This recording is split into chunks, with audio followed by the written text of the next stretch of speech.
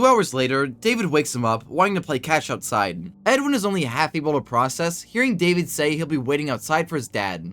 He goes downstairs to the factory's first floor. Edwin thinks the mimic will keep David occupied as he takes a shower and makes breakfast.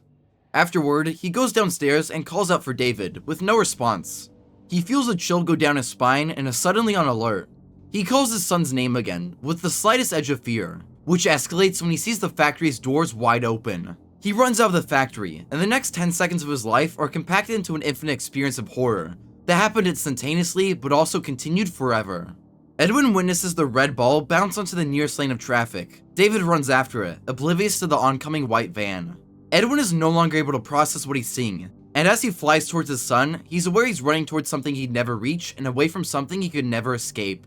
He tries to gather his son's broken body into his arms, but he's pulled back by people telling him not to move the body. Edwin screams as the sounds fade into a distant roar, and all of the colors blur together.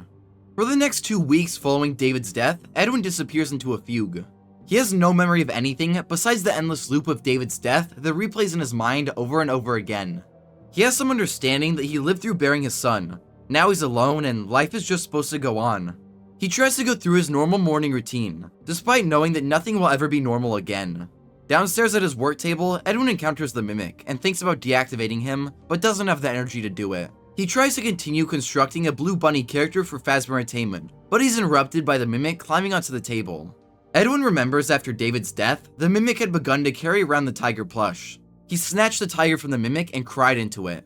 In the present, the mimic sets aside his own tiger plush and does David's sign language for wanting ice cream. Seeing this is too much for Edwin to process.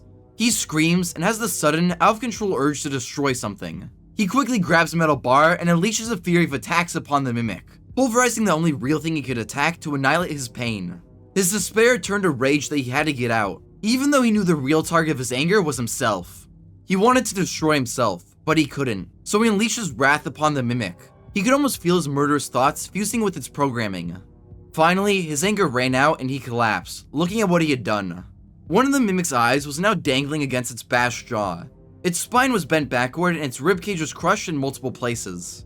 The mimic, now resembling total defeat, lay toppled over, his arms bent in one last tragic copy of David.